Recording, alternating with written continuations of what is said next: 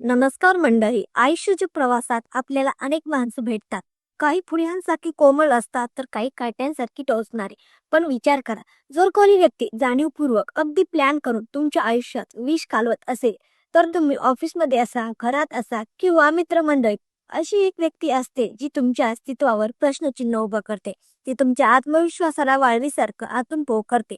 तुमचा प्रत्येक दिवस हा आनंदाचा न राहता एका भीतीचा आणि चिंतेचा विषय बनतो.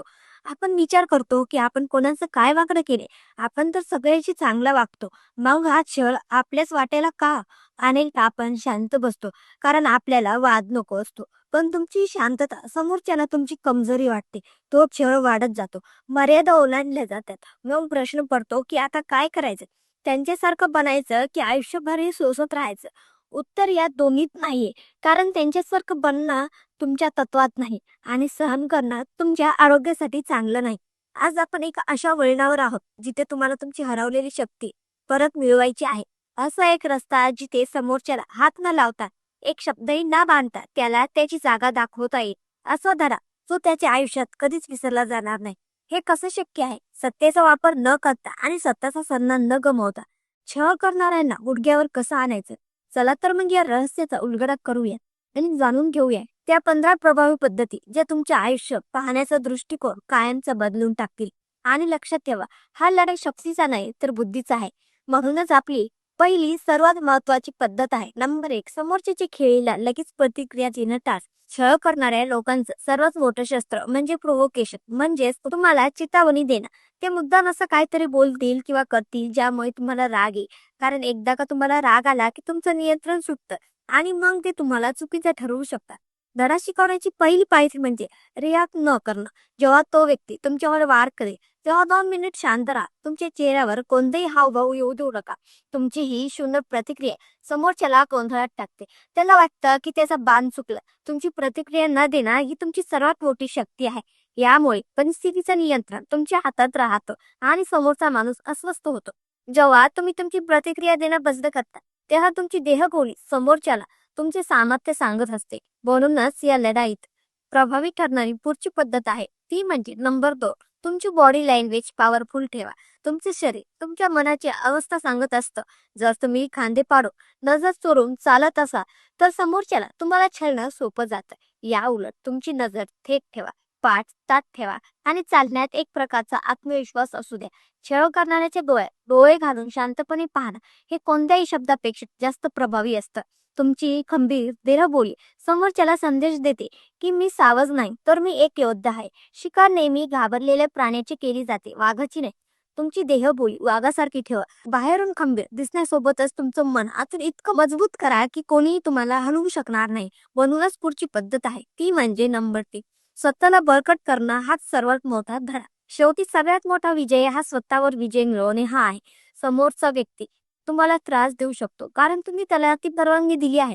ज्या दिवशी तुम्ही स्वतःला मानसिक, भावनिक आणि आर्थिकदृष्ट्या बळकट करता त्या दिवशी जगातील कोणतीही व्यक्ती तुम्हाला छळू शकत नाही. स्वतःच्या उणिवावर काम करा, स्वतःवर प्रेम करा आणि स्वतःची एक अशी उंची गाठा जिथून या लोकांचे टोमणे आणि कारस्थान तुमच्यापर्यंत पोहोचणारच नाही. तुमचं सामर्थ्य हेच त्यांचं सर्वात मोठं अपयश असते. जेव्हा तुम्ही स्वतःच्या नजरेत मोठे होता तेव्हा तुम्हाला त्रास देणारे लोक आपोआप बुटके वाटू लागतात. मानसिक शक्ती मिळाल्यावर तुम्हाला व्यवहारातील काही ठोस पावलेही उचलावी लागतात, खास करून पुराव्याच्या बाबतीत. म्हणूनच आपली पुढची पद्धत आहे ती म्हणजे नंबर 4, माहितीचा अधिकार आणि पुराव्याची ताकद वापरा. जर तुमचा छळ कामाच्या ठिकाणी किंवा कायदेशीर चौकटीत होत असेल तर नुसतं शांत राहून चालत नाही. अशा वेळी प्रत्येक घटनेची नोंद ठेवा. समोरच्याने कधी अपमान केला, कधी कामात अडथळा आणला याचे तारखेसह पुरावे जमा करा. जेव्हा छळ करणारी व्यक्ती मर्यादा बाहेर जाते तेव्हा हे पुरावे टेबलवर ठेवा. पुराव्यासह बोलणाऱ्या माणसाची भीती छळ करणाऱ्याला सर्वात जास्त असते, कारण अशा लोकांचा खेळ अंधारात चालतो. पुराव्याचा प्रकाश पडताच ते हतबल होतात. तुमचा एक ठोस पुरावा त्यांच्या कारकिर्दीला आणि प्रतिमेला कायमचा तडा देऊ शकतो. हा विचार त्यांना तुमच्यापासून दूर ठेवण्यास पुरेसा असतो.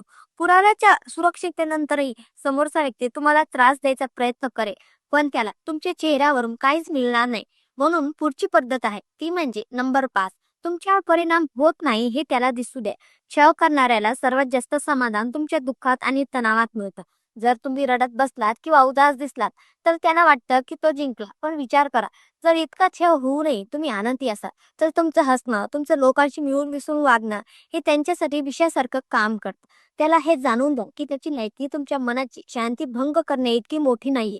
जेव्हा त्याला दिसेल की तो कितीही प्रयत्न केला तरीही तुम्ही तुमच्या आयुष्याचा आनंद घेत आहात, तेव्हा तो स्वतः दुखून जाईल. तुमची सकारात्मकता ही त्यांच्या नकारात्मकतेवर झालेला सर्वात मोठा विजय आहे. तुमचा आनंद जसा त्याला त्रास देतो तसेच तुमचे कष्ट आणि कर्तृत्व त्याला निरुत्तर करतात. म्हणूनच पुढची पद्धत आहे ती म्हणजे नंबर 6. तुमची किंमत कृतीतून दाखवा, शब्दातून नाही. लोक जेव्हा तुमचे छळ करतात तेव्हा त्यांना तुमची असमर्थता पाहायची असते. ते तुम्हाला शब्दाच्या जाळ्यात अडकवतात. तुम्ही स्वतःला कितीही सिद्ध करायचा प्रयत्न केला तरी ते तुमचं ऐकणार नाहीत, कारण त्यांचं उद्दिष्ट तुम्हाला समजून घेणं नसून तुम्हाला खाली पाडणं असतं. अशा वेळी ओरडण्यापेक्षा तुमची कृती हे तुमचं शस्त्र बनवा. तुमचं काम इतक्या उत्कृष्ट पद्धतीने करा की समोरच्याच्या आरोपांना जागाच उरणार नाही. जेव्हा तुम्ही तुमची कर्तव्ये चोख पार पाडता, तुमची प्रगती दिसते, तेव्हा तुमच्या विरोधात बोलणाऱ्यांची किंमत आपोआप कमी होते. तुमची शांतता आणि तुमचं यश हे समोरच्यासाठी सर्वात मोठं उत्तर असतं. त्याला वाटतं की तो तुम्हाला त्रास देतोय, पण तुमचं काम हे सिद्ध करतं की त्याचा तुमच्यावर काहीच फरक पडत नाही. एकदा का तुम्ही कृतीतून सिद्ध झालात की तुमचे खासगी आयुष्याची सुरक्षा महत्वाची ठरते. म्हणूनच आपली पुढची पद्धत आहे ती म्हणजे नंबर 7. तुमच्या आयुष्यात नो गो झोन तयार करा. छळ करणाऱ्या लोकांना सवय असते तुमच्या खासगी आयुष्यात किंवा मानसिक क्षेत्रात घुसखोरी करण्याची. एक स्पष्ट सीमा आखून घे. त्यांना हे कळू द्या की कोणत्या विषयावर त्यांनी बोलायचं नाही आणि कोणती मर्यादा ओलांडायची नाही. जर त्यांनी ती ओलांडली तर त्यांना तिथेच थांबवा. या विषयावर आपण चर्चा करणार नाही आहोत किंवा तुमचे हे बोलणं मला आवडलेलं नाही असं स्पष्टपणे सांगून संभाषण संपवा. तुम्ही जितके जास्त अवेलेबल राहाल तितका जास्त तुमचा छळ होईल. तुमची उपलब्धता कमी करणं आणि स्वतःच्या नियमांनी जगणं हा छळ करणाऱ्याला दिलेला सर्वात शिस्तबद्ध धडा आहे. सीमेबाहेर त्यांना ठेवूनच तुमचं भविष्य सुरक्षित होतं. म्हणूनच पुढची पद्धत आहे ती म्हणजे नंबर 8. छळ करणाऱ्याला तुमच्या यशापासून दूर ठेवा. अनेकांना तुमची प्रगती पाहवत नाही, म्हणूनच ते छळ करतात. अशा वेळी तुमच्या भविष्यातील योजना, तुमची स्वप्ने किंवा तुम्हाला मिळणारे नवीन प्रोजेक्ट अशा लोकांपासून गुपित ठेवा. त्यांना फक्त निकाल दिसू द्या, त्यामागचा प्रवास नको. कारण त्यांना जर तुमच्या वाटचालीची माहिती मिळाली तर ते त्यात अडथळे निर्माण करण्याचा प्रयत्न करतील. तुमचं यश जेव्हा अचानक त्यांच्या समोर येईल तेव्हा त्यांना धक्का बसेल. न बोलता दिलेल्या या धक्क्यामुळे त्यांची हिंमत खचते. तुमची शांतपणे केलेली प्रगती ही तुमच्या कुठल्या नीतीला दिलेले सर्वात प्रभावी उत्तर असतं. यशाच्या वाटेवर चालताना कधीतरी त्यांना त्यांची जागा दाखवणंही गरजेचं असतं. म्हणूनच पुढची पद्धत आहे ती म्हणजे नंबर 9. योग्य वेळ आल्यावर त्याला त्याच्या वागण्याचं प्रतिबिंब दाखवा. आरसा कधीच खोटं बोलत नाही. समोरची व्यक्ती तुमच्याशी जशी वागते तसंच प्रतिबिंब तिला दाखवा. जर तो तुमच्याकडे दुर्लक्ष करत असेल तर तुम्ही त्याच्याकडे लक्ष देणं पूर्णपणे बंद करा. जर तो तोऱ्यात बोलत असेल तर तुम्ही तितक्याच मर्यादित आणि कोरड्या शब्दात उत्तर द्या. यामध्ये भांडण नाही तर फक्त जशाच तसे हे तत्व आहे. जेव्हा त्याला त्याच्याच वागण्याचा अनुभव तुमच्याकडून येईल तेव्हा त्याला समजेल की समोरचा माणूस आता दबलेला नाही. हे प्रतिबिंब त्याला स्वतःच्या चुकीची जाणीव करून देतात किंवा किमान त्याला तुमच्यापासून अंतर ठेवायला भाग पडतात. हे सर्व करताना तुमची मौल्यवान शक्ती वाचवणं अत्यंत महत्वाचं आहे. पुढची पद्धत आहे ती म्हणजे तुमचा वेळ आणि ऊर्जा अशा लोकांवर वाया घालवू नका. नंबर 10. तुमचा वेळ आणि ऊर्जा अशा लोकांवर वाया घालवू नका. तुमची ऊर्जा ही तुमची संपत्ती आहे. छळ करणारी लोक ही ऊर्जा चोरणारे एनर्जी व्हॅम्पायर्स असतात. ते तुमच्या मनात सतत विचार चक्र सुरू ठेवतात. त्यांनी असं का केलं, तो असं का बोलला, या विचारात तुम्ही स्वतःचा वेळ वाया घालवता. धडा शिकवण्याचा सर्वात चांगला मार्ग म्हणजे त्यांना तुमच्या मनातून काढणं, त्यांना इग्नोर करणं आणि इतकं प्रभावी करा की त्याचं अस्तित्वच तुम्हाला जाणून नाही. जेव्हा तुम्ही त्यांना महत्त्व देणं सोडून देता तेव्हा त्यांची तुमच्यावरची सत्ता संपत्ती. तुमचं लक्ष तुमच्या प्रगतीवर केंद्रित करा. ते लोक आपोआप क्षुल्लक वाटू लागतील. फक्त दुर्लक्ष करून चालणार नाही. त्यांची छुपे हालचाली ओळखता आल्या पाहिजेत. म्हणूनच पुढची पद्धत आहे ती म्हणजे नंबर 11. त्यांच्या बोलण्यावर नव्हे कृतीवर लक्ष ठेवा. काही लोक बोलताना खूप गोड बोलतात पण पाठीमागून वार करतात. त्यांच्या शब्दांच्या जाळ्यात अडकू नका. ते काय म्हणतात यापेक्षा ते प्रत्यक्ष काय करतात हे तपासा. जेव्हा तुम्ही त्यांच्या कृतीचं बारकाईने निरीक्षण करतात तेव्हा तुम्हाला याचे डावपेच आधीच समजतात. एकदा का तुम्हाला समोरच्याची चाल समजली की तुम्ही स्वतःचा बचाव अधिक चांगल्या प्रकारे करू शकता. सावधगिरी हा सर्वात मोठा बचाव आहे. जेव्हा त्याला समजेल की त्याचे छुपे वार आता तुमच्यावर चालत नाहीत कारण तुम्ही त्याला ओळखला आहे, तेव्हा तो सावध शोधणं बंद करेल. शत्रूला ओळखून बाजूला केल्यावर खऱ्या मित्राची साथ मोलाची ठरते. म्हणून आपली पुढची पद्धत आहे ती म्हणजे नंबर 12. तुमचा सन्मान करणाऱ्या लोकांवर तोल वाढवा. छळ करणाऱ्या व्यक्तीचा उद्देश तुम्हाला एकटं पाडणं हा असतो. त्याला वाटतं की जर तुम्हाला कोणाचाच पाठिंबा नसेल तर तुम्हाला चिरडणं सोपं जाईल. हा डाव हाणून पाडण्यासाठी अशा लोकांशी मैत्री वाढवा जो तुमचा आदर करतात. जेव्हा तुमच्या भोवती सकारात्मक आणि चांगल्या लोकांचं वलय असतं तेव्हा छळ करणाऱ्याची ताकद कमी होते. तुमची ही सोशल पॉवर त्याला तुमच्यावर हल्ला करण्यापासून रोखते. चांगल्या लोकांच्या संगतीत तुमचा आत्मविश्वास वाढतो आणि हा वाढलेला आत्मविश्वासच छळ करणाऱ्यासाठी सर्वात मोठी भीती असते.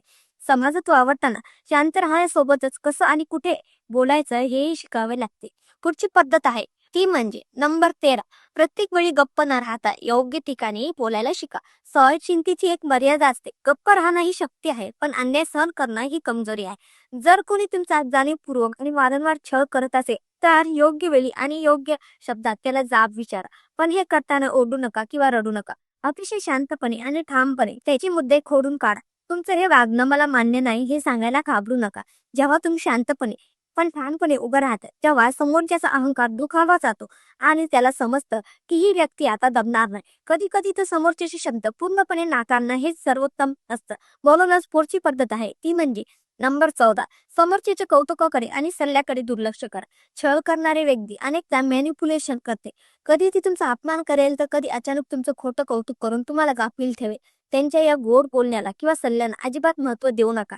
जेव्हा तुम्ही त्यांच्या कौतुकाने हुरळून जात नाही आणि त्यांच्या टीकेने खचून जात नाही तेव्हा त्यांना समजतं की तुमच्या मनाची चावी त्यांच्या हातात नाही. तुमची ही अलिप्तता त्यांना वेड लावते. या माणसांवर माझा कोणत्याही शब्दाचा परिणाम का होत नाही हा प्रश्न त्यांच्यासाठी सर्वात मोठी शिक्षा ठरतो. शेवटचा आणि सर्वात मजेशीर हत्यार आहे विनोद. म्हणूनच पुढची पद्धत आहे ते म्हणजे त्याच्या त्रासाला विनोदात ओढून द्या.